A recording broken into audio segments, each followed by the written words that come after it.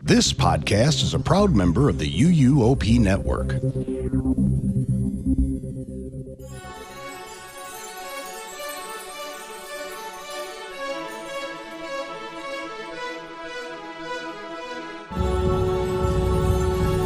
This is episode 708 of the unofficial Universal Orlando podcast for April 1st, 2026.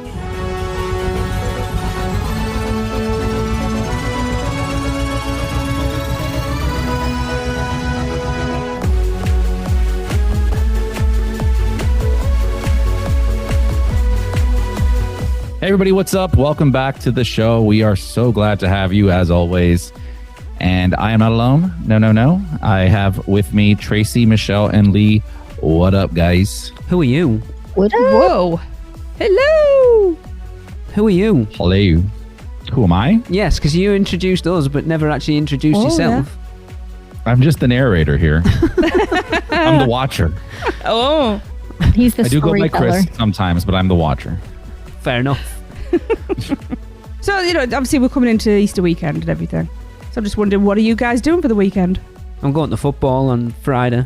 Is it Friday?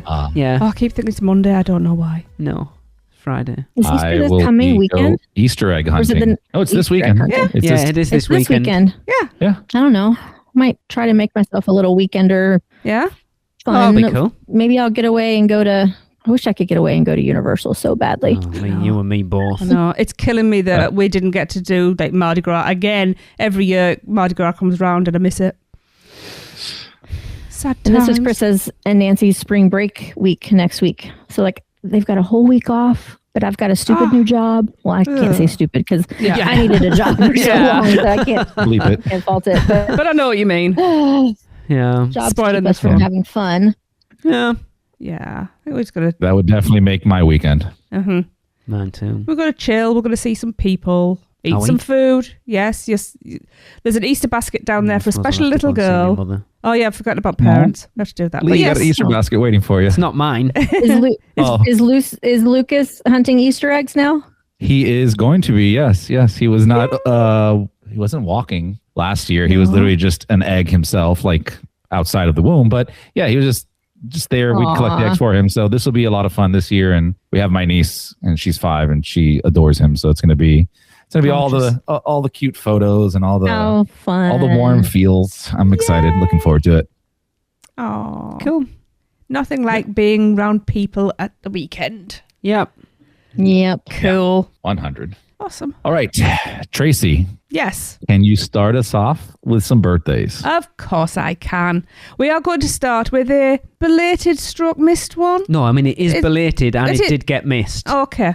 Well, I know I'm letting Okay. Lee. All right. So get on lead time. Let's do it. Yeah, it is. She reached out to me today and was like, hey. Is this a new producer as well? Relatively. Relatively new producer. I am so sorry. On March the 26th, it was Sarah Nolan's birthday and Lee missed it. And I am so sorry. So I hope you had the best birthday, Sarah, with a massive cake. Happy birthday, Sarah. Happy birthday, Sarah. Happy birthday, Sarah. Happy birthday, Sarah. I hope you enjoy the first impressions. I hope a boss let her have the day off. Yeah, there you go. No. No, I Worked didn't her. think you did. Yeah, okay. Worked her with a whip. Yeah, whoa. Wow. Oh, I that see. sounds fun, doesn't She's it? so lucky. Jesus. And then moving on to not missed birthdays, and hopefully there aren't any other missed birthdays. On April the 1st, it's Jodie O'Connell's birthday. Happy birthday, Jodie! Happy birthday. happy birthday. Happy birthday. I should have said Merry Christmas. April Fool, it's happy birthday. I hear O'Connell. All I think about is the mummy. Yeah. I was going to say, yeah. It's a sister. It's Jack's Such sister. a badass last name. It is. And on April the 8th, it's my sister from the other podcast. I know it doesn't rhyme. It's Kayla Roebuck's birthday. Happy birthday, Kayla! Happy birthday, Kayla. Feliz cumpleaños, Kayla. Woo-hoo. Everybody celebrate by going to listen to an episode of Taste of Universal. Yes. Will Awesome. do. And that's it for now. All right, let's jump over to Little Things with Seth. This is Seth Kaburski, co-author of the Unofficial Guides, and I am about to embark on the inaugural sailing of the Norwegian Luna out of Miami this weekend. But before I go, here's a bite-sized edition of all the little things that are new around the Universal Orlando Resort for the end of March 2026. Last time I mentioned to look out for spring break crowds. Well, the local schools are back in session, and wait times dropped in the parks this past week. Crowds also look to be pretty moderate this week coming up until we reach the weekend, and then expect a lot of attendance for the final days of Mardi Gras. Speaking of Mardi Gras, that means you've also got a few more days to pick up those dining cards, which are discounted with special offers for annual pass holders. Keep in mind, you can keep using those at any Universal-owned and operated restaurant even after Mardi Gras ends. And I double-checked, yes, that does include restaurants inside Epic Universe. The only places that should be excluded are third-party restaurants in City Walk, like Bubba Gump, and restaurants inside the hotels. Okay, heading inside Universal Studios Florida, the big news this past week was the reveal that Jack the Clown and Dr. Oddfellow will be taking over Halloween Horror Nights for the 35th anniversary. And you can already get the first Jack and Oddfellow merchandise inside the Five and Dime store at the studios. But one little piece of news that you might have missed, tickets are on sale for Halloween Horror Nights, including RIP tours, but not yet including frequent fear passes. And there's an important change to Stay and Scream this year. Previously, the Stay and Scream add-on ticket got you into the park at 3 p.m. Well, this year it will be getting you in at 2. So that's an extra hour to possibly get in an attraction or so before you line up for your first haunted house. Couple other quick notes from around the studios. Walls remain up around Poe's Splash Pad in the Kung Fu Panda section of DreamWorks Land. And I fear that it will be turned into a stroller parking lot, which is exactly what has happened to Shrek's former Splash Pad. And with all the hype around the reopening of Buzz Lightyear over at Walt Disney World, I had to give my other favorite interactive dark ride a try. Overall, Men in Black is still looking good, but my favorite secret bonus target, the alien behind the curtain window, who you can see as you are going backwards into the ambush, is not currently working. Over at Islands of Adventure, I got to check out in detail the new All Hallows Eve Lost Emporium that I told you about last time in Port of Entry. Kudos to the visual merchandising team for doing a spooktacular job on the decor. Keep an eye out for some Poseidon's Fury Easter eggs, like a crate marked for the Global Discovery Group. Just down the street, the walls were down around the Starbucks in Port of Entry, but it was not yet serving coffee when I was there. Hopefully very soon.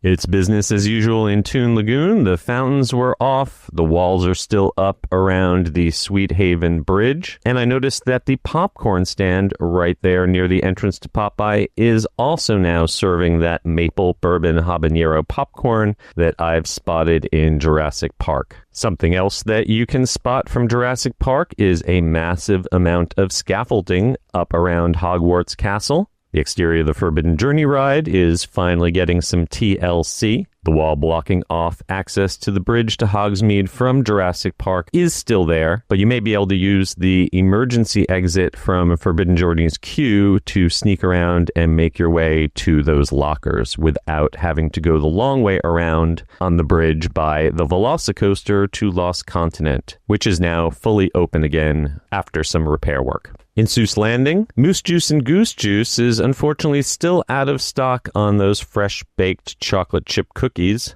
And One Fish, Two Fish, Red Fish, Blue Fish had some planned maintenance that turned into some extended, unexpected downtime. There are actually barriers up all around the exterior of the ride, so keep an eye on their website for a reopening date.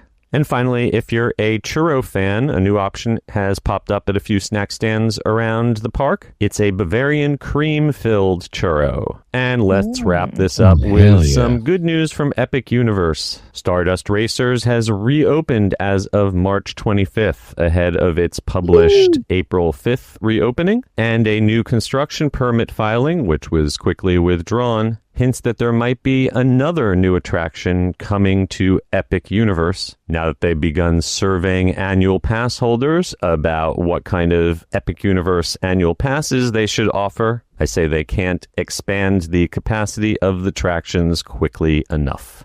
All right, that's going to wrap it up for this time. As always, you can find me and my books at theunofficialguides.com. I'll be back in a couple weeks, and until then, I'm Seth Kaburski, keeping an eye on all those little things for you. All right, yeah. So another lot of things. That's a smaller one. This one was doable. Middle things. Middle. Middle things. Wait, Lee, did you say model earlier? Model things? I didn't hear anything apart from Bavarian cream churro. I'm sorry. What? Yeah. We just... Yeah.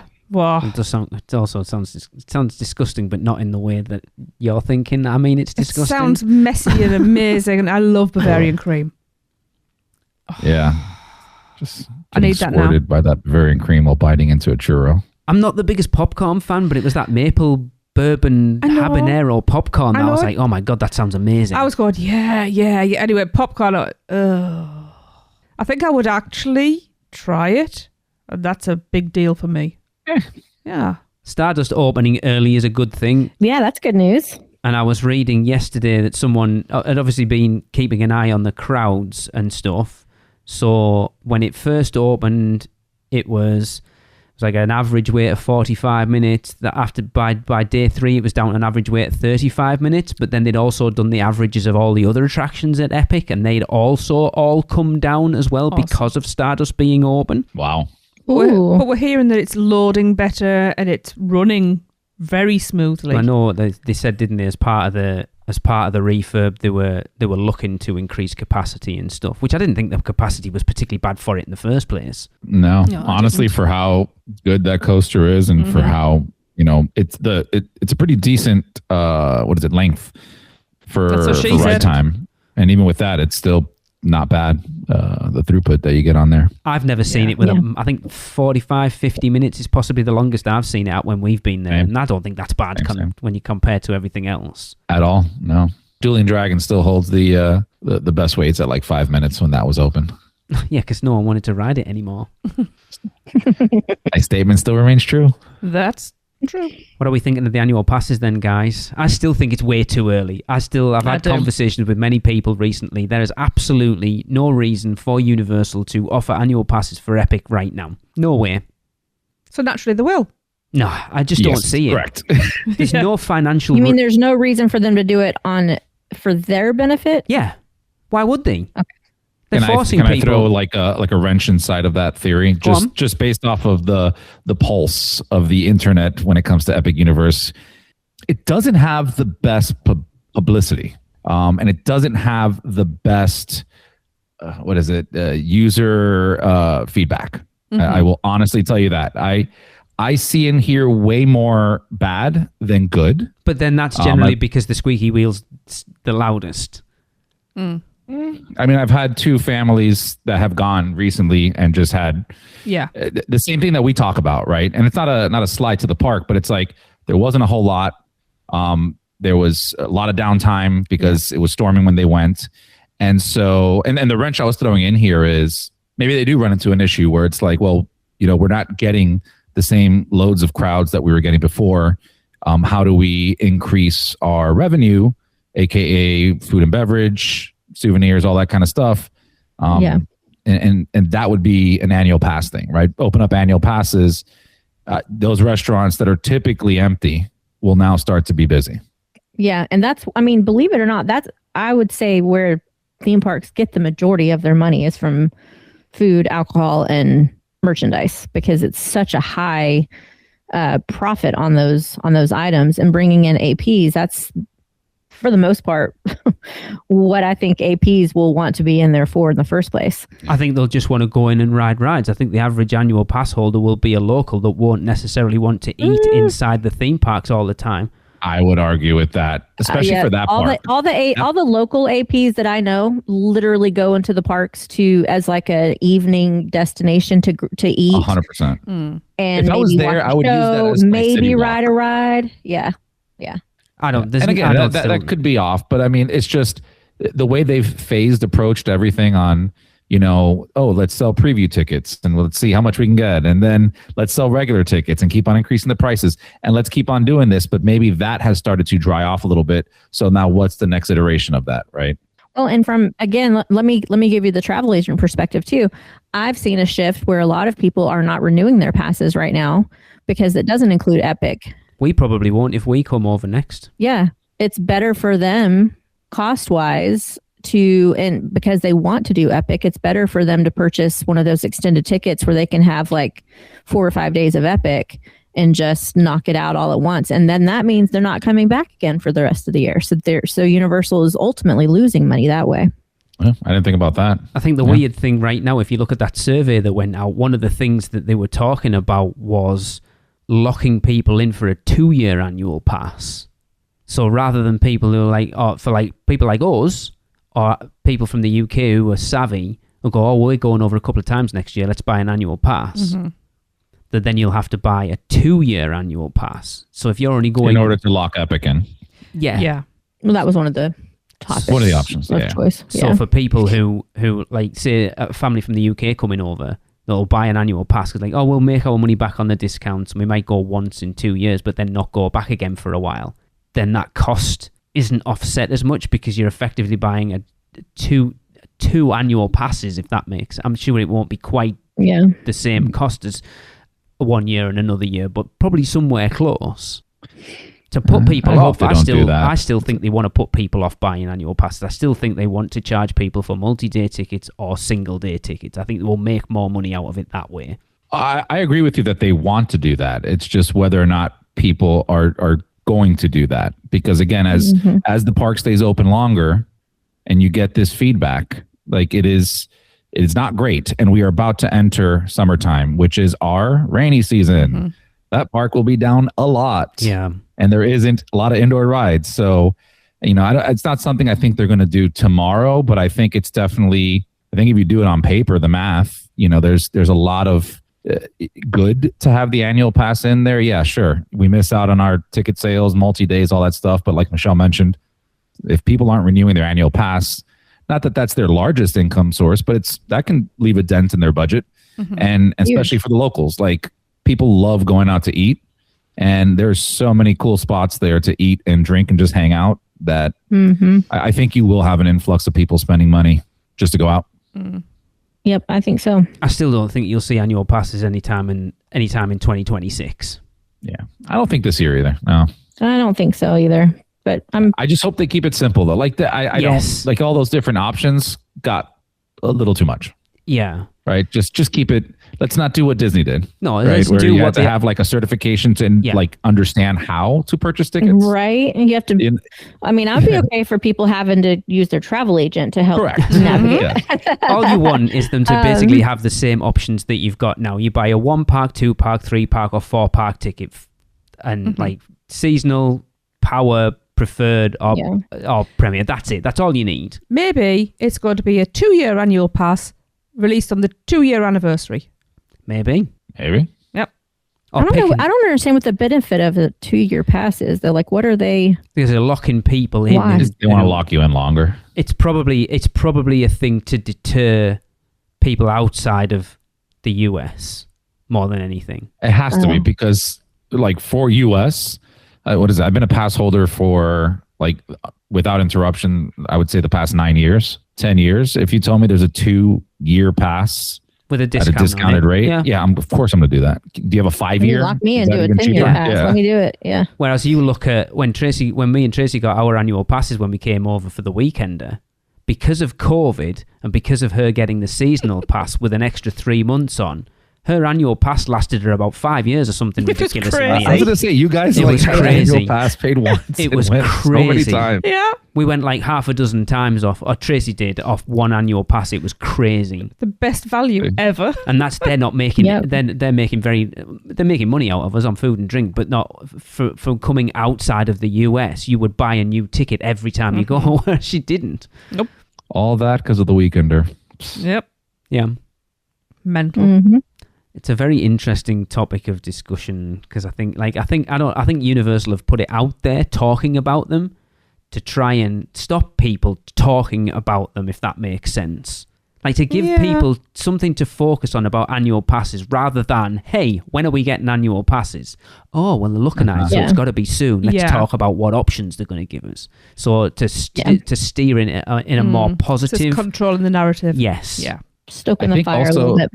I think they also just use it as an opportunity to gather data, right? Yeah. Without Like a you doubt. put that out there, I would be, if I'm the person in charge of figuring this out, I'm going to be on every single pass holder page, every single universal group, and I'm going to see what the feedback. That's free feedback for them to come in and try to price it out, because obviously, you know, they want the most money possible without pissing people off, right? That's any business. Yeah, I'm sure they're listening to this as well. They'll be listening to podcasts, trying to gauge what people want, what people are prepared to pay, what people are prepared not to pay. But what the people want is they want podcast hosts to have free annual passes. I agree with that. I've only gotten emails about that, to be honest. It's been crazy. Yeah.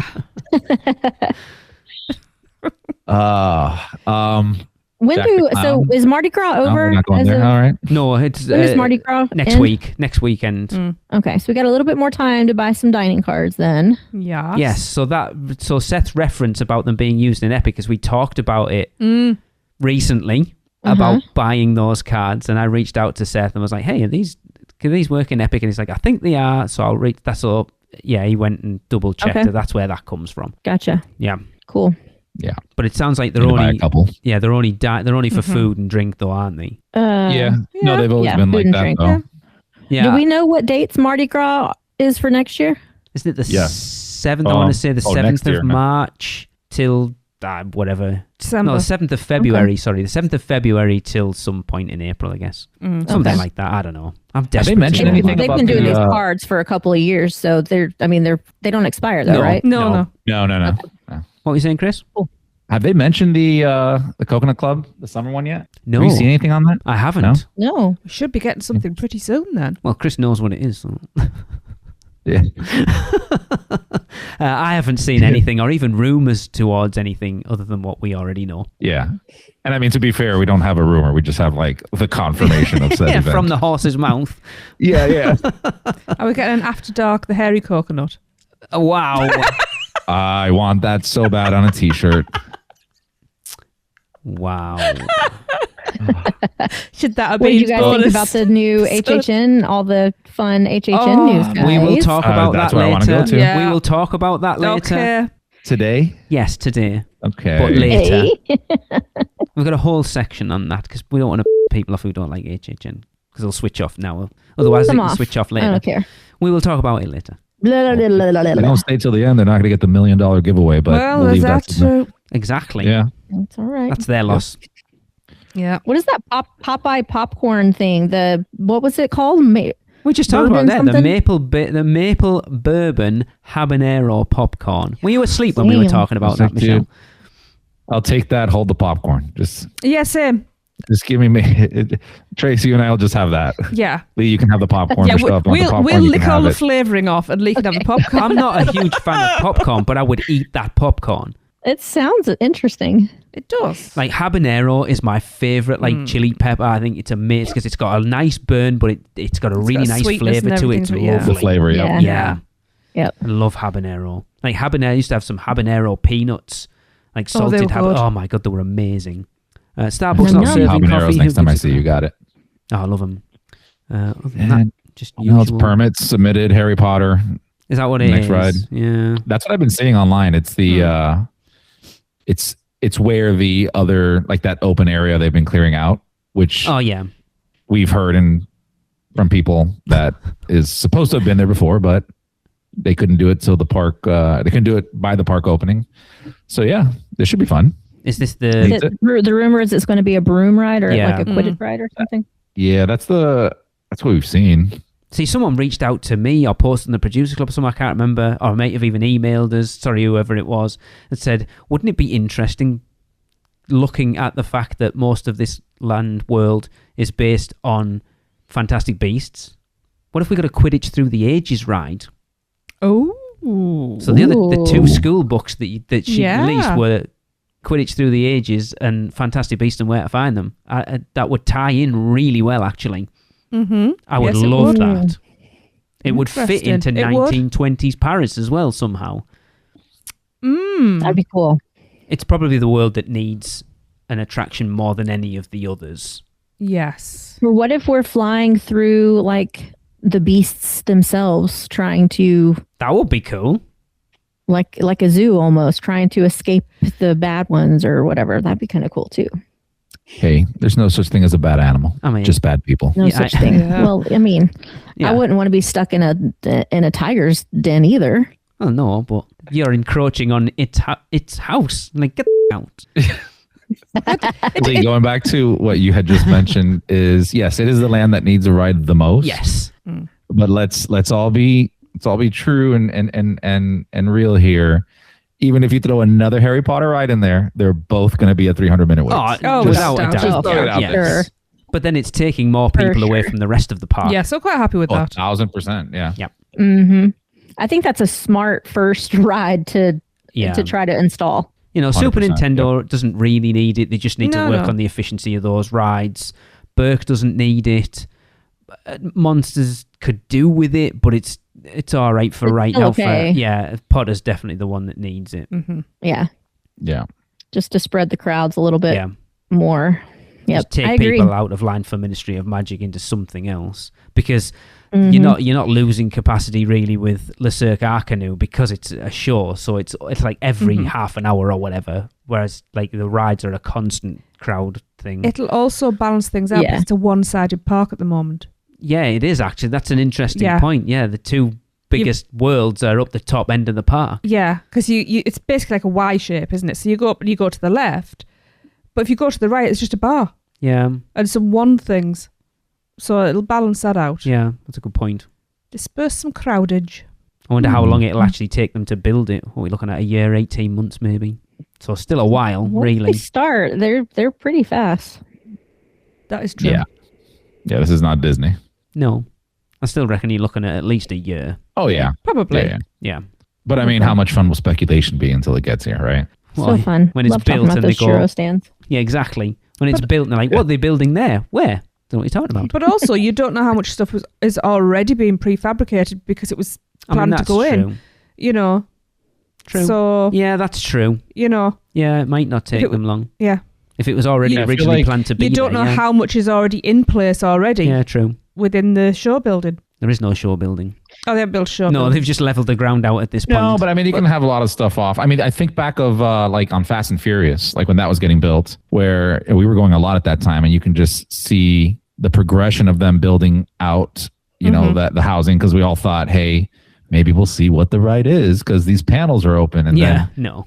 then it was closed off, and then you know the magic happened. But I want to say that it was not a crazy bit longer after closing off like that last open section to the ride being like done. They already had a building there, though, to start off with. You're building this literally from scratch. So do we think this ride is going to be an indoor then? I would Oh, like yeah. to think so. I would think so. It needs more indoor rides. I think it's going to have a lot of screens.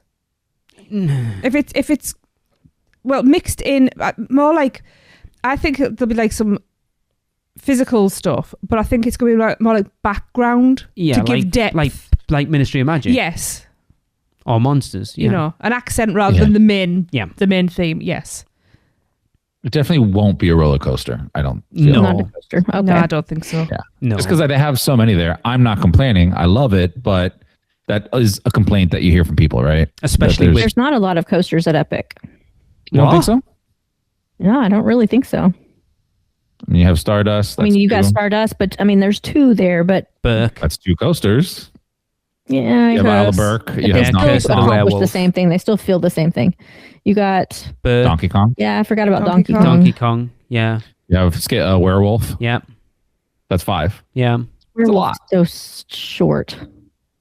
I didn't say they're all good. I just said they have coasters.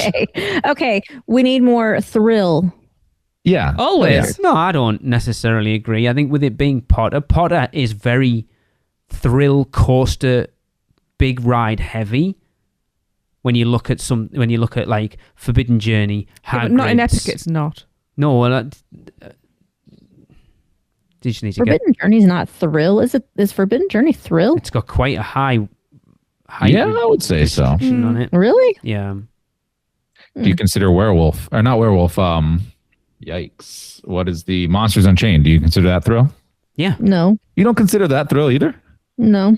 Ah. I mean, it's fun. I love it, but if it doesn't make my butt pucker, it's not a thrill. Jesus Christ. Well, just think about I don't how think they heard. when the cougar arm is fully stretched up, how high you are. If you fell out, how far you'd fall. That's a thrill. Yeah. That should make your butthole pucker, Michelle. Can Well, we move thanks. on, I never please? thought about that before mean- now, Tracy. What if the werewolf becomes like unbuckled and just falls on you? Exactly. That's a I thrill. will give him Hang a on. big I was hug. going to say, isn't that the dream? He might kill you.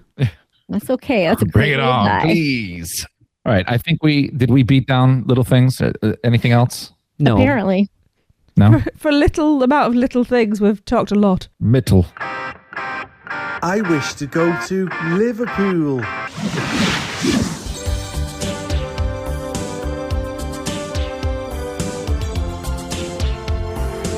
Come on, jump, jump, jump, jump. Where can our vacation wizards take you? Just tap the port key at portkeyvacations.com and let the magic begin. Yeah, we did a lot of talking there. We I'm did. a little hungry. I can go. I think I have a sweet tooth. Tracy, Yes. do you have any cake? Do you know, I might just have another piece left. Ah. Yeah, but you might have to wait until April the 11th. Seems to be the big network birthday. I know, it's another podcast sister.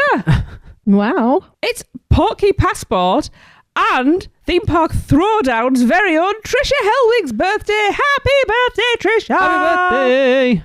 Happy birthday. Happy birthday, Trisha. And also, on the 12th of April, it's Austin Gonzalez's birthday. Happy birthday, Austin! Happy birthday! Happy birthday, Austin. Happy birthday. That was delicious. Nom, nom, nom. That is going to do the birthdays for this one. I hope you all have lots and lots of cake and prezzies and fun. Yeah. And I really want cake now. Oh, yeah. And if Yeah. you're listening to this on your birthday, why? Why not? If it's your birthday today, happiest of birthdays. Yeah. There you go. Great way to turn our audience on. All right. Well, it is time to debut this year's listener interactive topic. And it is, which cone makes you moan?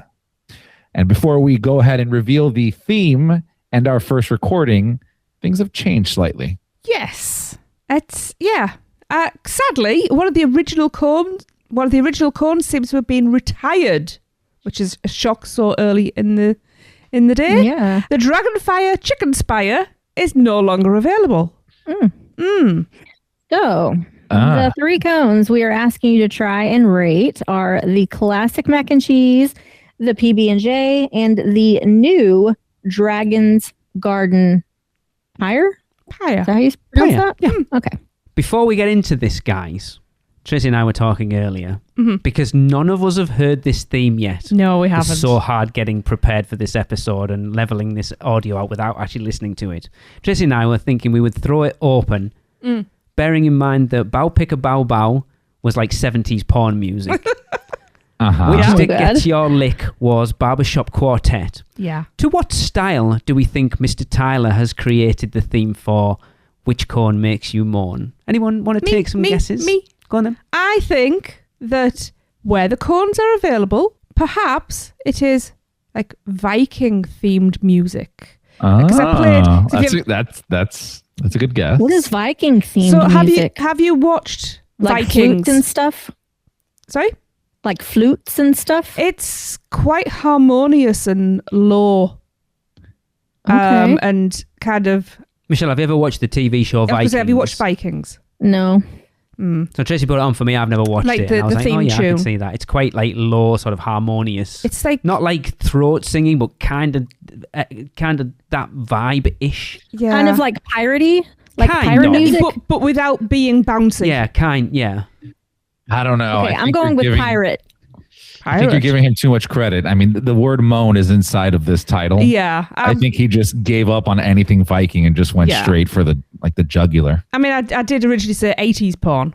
So... So what is jugular then? Would that be like 1600s R&B? porn. That's what we're doing. And the jugular, it's the vein in your neck, Michelle. I know.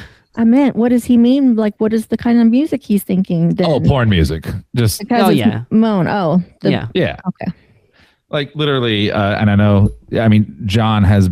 We We're talk. really dragging this out. We text often, but he has been dying to have us here. And he asked me every time we recorded it, "Did you guys?" And I go, "No, not yet. You know, we weren't all Yeah. together." He goes, "The moan files have been sent to Lee," and I go, Oh, "The shit. fact that there are moan files has me very excited." I'm going to guess it's a play on Let's Get It On. Okay. I have no Marvin idea. Gaye. I can't come up with anything I'm better going than Marvin Tracy's. Gaye. All right.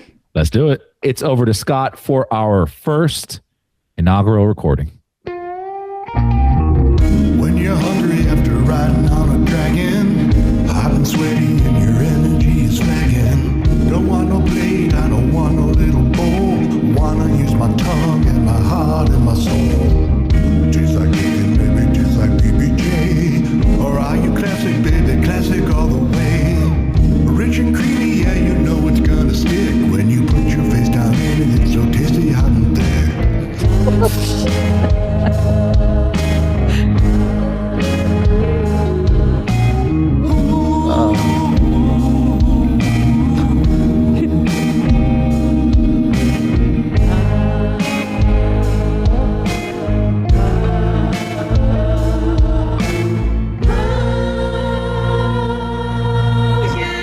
Oh, hell yeah, that's what she said.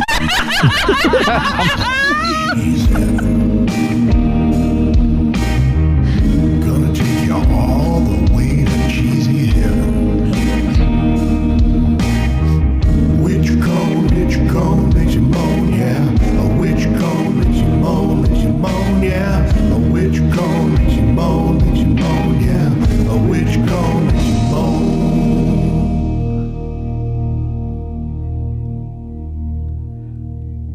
That was awesome. My God, that's brilliant. That was so good. Hey UUOP, this is Scott checking in from the Isle of Burke in Epic Universe with my submission for the Which Cone Will Make You Moan. I do wish you guys accepted the Snuggletog Harvest, because that is an absolutely delicious cone. One I hope that comes back every season. And since that really narrows it down to only two, one I can't do, the PB&J, because of an allergy, so I will have to give my submission for the classic mac and cheese. Now, when it first opened, it was named something else. It said fish in the title, and it'd probably scare everybody off, so they changed the name to classic mac and cheese. But the fish are a surprising texture difference. Those little crackers throughout it just make it an extra surprise. And that everything bagel cone, yum yum. So 5 stars, 5 out of 5. It is definitely a oh hell yeah. And I wish I could try the PB&J, but that's Snuggletog Harvest. Oh, delicious. But farewell from the Isle of Burke. I hope everybody has a glorious and wonderful time. Now it's time to go ride some coasters. See ya. See ya. That was So he gave it 5 good. moans. That's amazing. Does anyone want to hear the short version quickly? Because I haven't heard that either. Yes. Which cone makes you moan, yeah. A which cone makes you moan, yeah. A which cone makes you moan, yeah. A which cone makes you moan. There you go. That's a short version. Is it weird that I'm expecting him to go, lick it, baby? That is glorious. John, you have outdone yourself. I just want to let you know. For those in the producers club, you'll get the outtake of that because it was a mess trying to play that for those guys. Yeah. Right. But we got there eventually. Crazy. What we did learn is that there is noise canceling in our recording software. So Yes. Yes. Yes. I think his sound was fairly close to Let's Get It On. Yeah, vibe. I would think it Yeah. would be the closest. I would say you Yeah. kind of got it. Yeah. Yeah. Woo! That was awesome. You win a cone, Michelle. Yay! Yay. The best line is creamy, hot, and thick, by the way. Yeah. It's creamy, hot, and thick. Yeah. I love the opening, the tongue part. Oh, my God. I mean, there's a lot to take apart That was there. But There yeah. amazing. really is. I think we need people to like. You guys know the Costco guys, right? No. like the booms, like give it 4 to 5 booms, and then for the people listening, we should make this like that, where they have to do like, there's 4 moans, and they have to moan 4 times to rank it. Oh my God. Instead of the boom meter, it's the moan meter. Wow. That's hilarious. That is funny. Wow.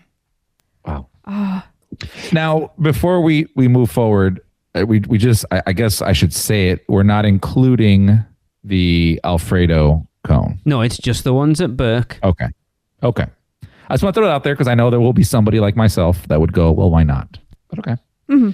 We would love to get you involved in this brand new segment by going to Epic Universe and trying 1, 2, or all 3 cones we mentioned earlier in Isle of Burke. And once you have tried them, record yourself reviewing them and rating them out of 5. 1 being, oh, hell no. And 5 being, oh, hell yeah. And once you've done that, send those recordings to us at podcast@uuopodcast.com, and we'll add them to the ratings and play them on air. I need new clips from Jillian, but they need to be moans this time. Oh God, no.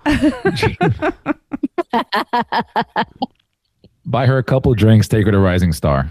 I don't think you'll need shit. that much, to be fair. UUOP is brought to you by the Producers Club. Join today and get bonus episodes, the chance to be a guest host, birthday shoutouts on air, be part of our awesome Facebook community, and more. Head over to uuop.supercast.com to subscribe. Shameless plug. Well, we have had our first HHN announcements of the year. At MegaCon a couple weeks ago, they announced the Icons theme and first house for the year. Yay! Mm-hmm. So Universal revealed, I'm sorry if you guys listened to this on Rush Up Here and heard me say this there, but you're listening to it again. Yay!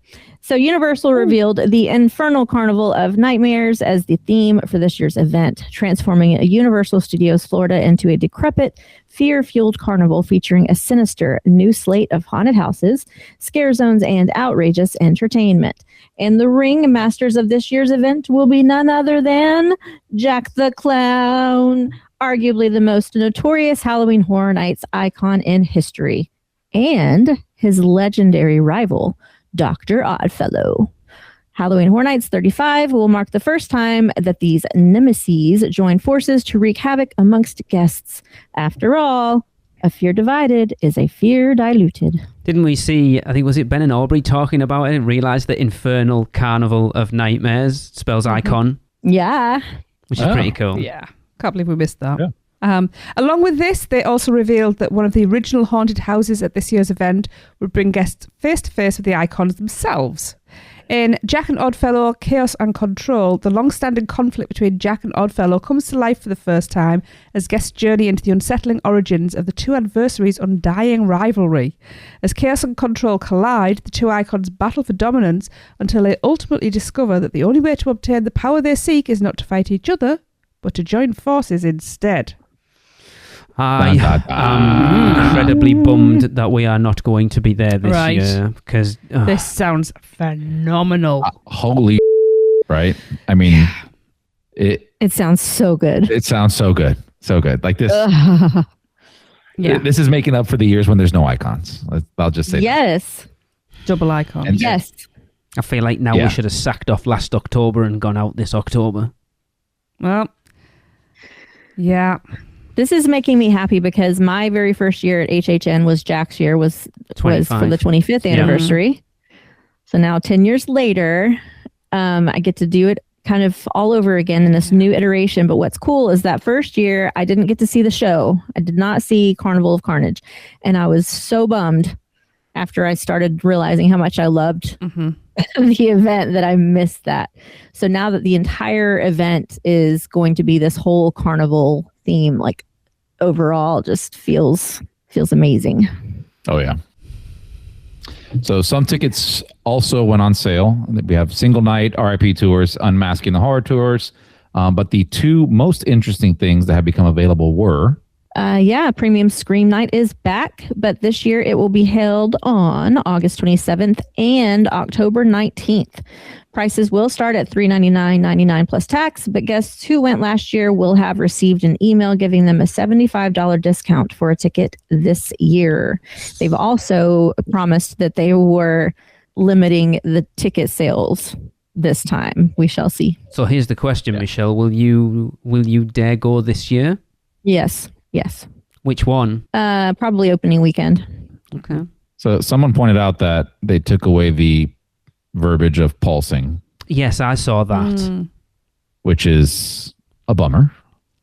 Because like that's like one of the coolest things about the ticket, aside from, all the food and lower crowds, but like, you could buy food and you can buy tickets to get, ahead of people, but you can't pulse your way in. There's no way to do that. That tells me that they're going to sell more tickets than they think they sold on the first year, because they know that they're going to sell enough tickets that the pulsing will not be a thing that they can possibly do. I would agree with you. I think they realize that it's just not monetarily possible to do. Yeah, I think they did it first year because it was so quiet, because everyone was like, this is going to be a show and I don't want to risk it. And because hardly anybody went, they could pulse. Just, yeah. Well, so I went both years, as we know, and the pulsing was for real, obviously, the first year, because there just wasn't very many people. Yeah. But they didn't did even really advertise have it, to though. pulse. Yeah. The second year, so last year, although obviously there were a lot more people, what they did, so it still wasn't like a normal HHN night. Like, they weren't shoving us through in a conga line, but they weren't necessarily pulsing either. Does that make sense? So I didn't, even though the lines to get into the houses were longer than I would have liked, I wasn't rushed through them. Right. So if I wanted to slow down, I could. If I wanted to stand there and watch something, I could. Whereas the first year, pulsing through, I mean, it only works as long as you're somebody who doesn't get scared and runs and catches up with the people in front of you. So sometimes it doesn't work anyway. But both times I never felt rushed through the houses like I do on a normal HHN night. Okay. Conga lines were not there. Okay. No. And this year, like Seth told us, the Scream early tickets will allow you in at 2 p.m. instead of 3 p.m, but states guests will have access to 3 select houses from 2 p.m, which we don't think means what it sounds like. We think it's access to join the line from 2 p.m, not access to the house. The wording could be a little misleading there. Yeah, a lot of people were freaking out. It's like, oh my God, they're going to give us access to the houses from 2 o'clock? Because highly doubt it. Well, that's what it states. If you look at the tickets, it's like guests can get in from 2 p.m. and will have access to 3 select houses from 2 p.m. But we've done that early thing, and you don't get into the house. You just go. But they've never said that before. No, but you go and you die out the back. Access to 3 select houses, not entry to 3 select houses. Exactly, but I think a lot of people have. It is misleading. This has to be something that they should be able to clear up. You will do. Like very soon. I'm surprised they haven't already, because the amount of people we've seen talking about it. I'm sure they've gotten tons of emails on this already. Yeah, probably. Because all I thought initially was like those poor scare actors. Yeah. You probably need a third shift. Which 100%. they struggle with. They're not going to get. Because I know they've struggled for scare actors for the last 3 or 4 years as it is, without getting more. Because I think we've talked to enough people who've worked Halloween Horror Nights that people don't realise what a tough job it is. Who in the world wants to get in line for a house at 2 p.m. when the thing doesn't open until like maybe 5 at the earliest? Yeah, we got in line 3 hours? We got in line for Terrifier when we met up with Seth last time, when we nearly passed out in line with Chuck at 5, and that was way too early. Yeah. So yeah, I'm not. And bear in mind, most of those lines are all outside as well, and it's baking. Mm-hmm. And we had an umbrella and water and fans. Well, you had water, I didn't, because they ran out by the time I got there. They had 1 bottle left. Yeah, it's still interesting. Yeah, no, why you would want to. I would not do it if that's what it was, just to queue up in there. Personally, I'm not even a big fan of doing like stuff that early either, because it doesn't feel like Horror Nights to me, if that makes sense. Like it needs to be either sunsetting or dark for me to really enjoy it. And in the in and out of houses, you can't see anyways. Oh, see, I think that works better because your eyes go in unadjusted, so it's dark. I think I actually prefer that. The times I've done it, I just can't see a thing in there. It could just be my aging eyes, but it's like when you're coming in, I wear the sunglasses, I do all the tricks, hat, sunglasses, get ready, because I want to see the details, right? Mm-hmm. Like, I'm not going in there to get scared. I'd love to, but I'm not. Yeah. So it's like I want to see like what did these set designers do? What do we got on the floor here? And it becomes very difficult during the daytime. And then that aside from the fact that when I do horror nights, I want to be engulfed by horror nights, and I want it to be everything horror nights. And just the sun being out is such a hard thing for me to get over of it being horror nights. So I mean, if I was trying to rush and do every single house in one night, and I had to do it this way, sure, but wouldn't be something that I would want to do. I'm going to, talking about the Scream Early thing, I'm going to go the other direction so I'm looking at the actual like terms and conditions on it right now. It said ticket includes access to park attractions and select haunted houses starting at 2. Well, the access to park attractions means getting on the ride. That's true. Yeah, so wouldn't that also mean getting in the haunted house? Based off of that, because in the past, it has specifically said you can start lining up for the houses starting at blah, blah, yeah, blah. That's an interesting point. There's no way they're going to give people access to those houses at 2:00. It says it includes access to park attractions and select haunted houses starting at 2 p.m. and then in parentheses, minimum of 3 houses at the discretion of Universal Orlando. So I think it does. Well, we shall see.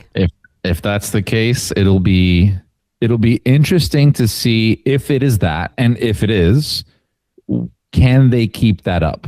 Because going back to your point, Lee, is with staff, right? Yeah. Scare actors. Well, they lose a lot the first couple of weeks, don't they? Do I want to go through a house with half the scare actors? No. And if it takes us having to go later on in the day to have the full cast, then that's what it is. I don't know. Yeah, it's an interesting... Well, here's my question, though. Is this a ticket that you have to have, even if you have an annual pass, in order to be able to access those 2 p.m.?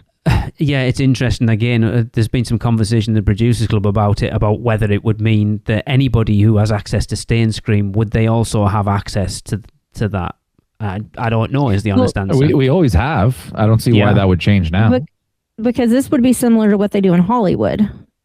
So, and the same like what they did with like Super Nintendo, that area. There was a special add-on early entry ticket that you could buy. So it didn't matter if you had an annual pass or a daytime ticket already. If you purchase this extra early entry pass, then it allows you access to that land earlier than everybody else. The thing is, though, the Scream early tickets have always been hey, come enjoy the parks while you wait for horror nights. Yeah, for people who don't have passes and stuff, you can come in, have a couple of hours in the park. But they're changing it.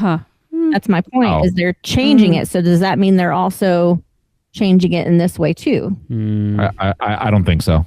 Right? Because it's not saying that park guests will have access to 3 haunted houses. It's people who are in the parks that also have a Horror Nights ticket. Yeah. Yes, I'm saying yes, you have to have a Halloween Horror Nights ticket, but does it not matter? Like, even if I have a Halloween Horror Nights ticket and an annual pass, right? Mm-hmm. But in order to access those 3 houses early, do I also have to have this add-on? That's my point. No, and that's interesting because I don't I see... hope not. Yeah, it would be a really bad nickel and dime thing to do. But I also think they're not... I don't think enough people buy that Scream early ticket to justify opening 3 houses at 2 p.m. No, but if you have all the annual pass holders there with Horror Nights tickets, then it does. Yes. I think I would sell this with just about every ticket, HHN ticket that I sell for my clients who are not annual pass holders. That's what I'm saying. But our annual pass holders are going to buy that Screamer. If it's not part of your annual pass, if, like what Chris is saying, if you have an annual pass and a Horror Nights ticket and you don't get access to those houses, you're not going to buy a Scream early ticket. But then I don't think you'd sell enough of those Scream early tickets on a daily basis to justify opening 3 houses. I think you could. Do we know the prices, first off? Are they pricing out for Scream early tickets? Yeah, I think it's about $100, isn't it? No, it's probably about 70. No, they're not that expensive. Can't be. I don't know. It's such a weird... But this is the problem. It's worded so badly that people can interpret it however they want. And that's $70. Yeah, that's a lot of money. That's a lot of money. Like, I don't know. Because my argument would have been, and Michelle, you're the specialist here, but it'd be like, oh, you can buy this Horror Nights ticket. I know how expensive, express passes can be for Horror Nights. So if you really want to do everything in one night, you can also buy this Scream Early ticket. That'll help you knock out these 3 houses. Yeah, before the event even starts. Uh-huh. And that would be a way without having to buy the express passes. But $70 is also pretty pricey. Yeah, it is.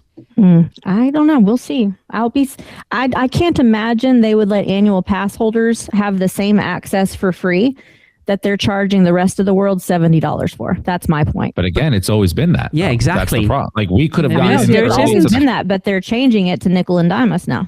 I hope that's not true because they're making enough money out of Horror Nights without scamming another $70 out of people. Because I'm sure if that's the case, they'll know there will be a section of people that will pay that $70 as an annual pass holder or a day ticket holder.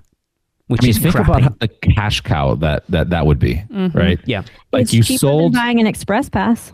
No. I'm just saying in general, right? Like the optics on it would look pretty shitty because you sold a daytime ticket for a park that closes way earlier than it should at the same price that you normally would. Yep. Then you're selling an after events ticket at an astronomical rate of Horror Nights prices, right? That we know and love. Yep. And then I'm also selling you a ticket that's close to a theme park-ish day ticket for a couple extra hours earlier. Like, my Lord, that is... Yeah.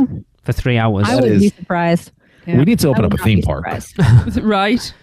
Yeah. Anyway, it's all just us trying to interpret what it is. It's again, I'm surprised they haven't come out and clarified it more because there's enough discussion going online about it. Like, I would say no. I see where you're coming from. I don't see it, but I see what she's saying. Like, yeah, but I don't. If you're see paying that this that's much the way to money, do it. Yeah, I want some exclusivity. Exclusivity, yeah. But I just don't see them doing it. That's my. But think about the point that I just made about express passes. It's way cheaper than buying an express pass. Yeah. So if what you're looking at is just getting a little bit of a leg up, so like if you're only going for one night and you want to make sure you see it all, but you don't want to pay that premium express pass price, I mean, it makes sense for not us, right? It makes sense for not annual pass holders, not people that go to the theme parks, not people that go to Horror Nights a trillion times in the season, right? It's like your casual park goer going, hey, Michelle, what's the best way to tackle this? And here's my budget, right? And then kind of off all the pass holders. Oh, absolutely. And that's where I was going to go. 1,000%. There will be absolute uproar for people who have annual passes, plus also the locals who have bought like the ultimate frequent fear and go, how come these people are paying $70? Yeah, I'm buying your top tier tickets and you're not giving me that access. I'm here in your park all the time. If they are going down that route, they better be prepared for some backlash because it will come in spades. Mm-hmm. Yeah, that's why they're releasing the Epic Pass holder information. So we're distracted by this. People don't get distracted by like stuff like this. So yeah, I hope not. We'll see. We will. Yeah. Yeah. I'm sure. I think like by this week they'll have to have clarified that. That's my guess. Yeah. After this has come out, that's when they'll do it. The second we drop this episode, I'm sure tomorrow the information is going to be out there. No, I'd rather they waited until after this episode comes out because then we can say, see guys, they listened to us and they went, oh yeah, but maybe we shouldn't do that. They're waiting for you to hit publish. Yeah. And they'll go, sorry guys, yeah, we didn't mean that. It's fine. Here's another thing. It says limited availability. So separate event admission for same date is required. You must enter Universal Studios Florida by 5 p.m. Otherwise, you forfeit your Scream early ticket, and there's no refunds, and it has limited availability. Every ticket has limited availability. Horror Night starts at 6, right? Is it 6 this year? Or is it? It's usually 6. Usually 6, right? 30. So this gets you in at 2, 4 hours. Yeah, we shall see, guys. Yeah, let's see. We'll see. Now, make sure to check our sister podcast, Rush of Fear. Michelle, you're supposed to go like, woo. That's me. Hey. As I'm sure they will be delving into this in much more detail soon. Yeah, we'll see what Maddie and Kenneth have to argue with me about on this. We'll see what their opinions are. It's going to be a good debate. I know it is. It will be. Yeah. All right. So that is going to wrap up the podcast. Now, don't forget to send in your recordings of you trying the 3 cones at Epic Universe's Isle of Burke for this year's segment, Which Cone Makes You Moan? Rating each one out of 5 and send those recordings to podcast@uuopodcast.com. And we will be back next week with another Universal Orlando hot takes, unpopular opinions. See you then. That's the end of another Stella episode of UUOP. Use the Flu Network to give you access to us on Facebook, Instagram, X, YouTube, TikTok, and Pinterest. Just search UUO Podcast. And check out our blog at uuopodcast.com for everything else. Send your owls to us at podcast@uuopodcast.com. And if you want to join the Producers Club, jump down the warp pipe at uuop.supercast.com. It's alive on Apple Podcasts, Spotify, and everywhere else that podcasts are found. So please subscribe, rate, and review wherever you can. Dragons aren't the only way to get around. Email Michelle at portkeyvacations.com. She can take care of all aspects of your next Universal Orlando vacation. Listen to them, the children of the night, the children of the UUOP network. Rush of Fear Halloween Horror Nights podcast, the theme park duo for all your West Coast news and info. The Taste of Universal, Universal Orlando Food Podcast, Portkey Passport, an adult-centric Disney podcast, the unofficial Universal Great Britain podcast, and Big Dumb Stuff, our comedy, pop culture, and themed entertainment podcast. Make sure to subscribe and come back next week because in the end, it turns out all we needed was a little more of this.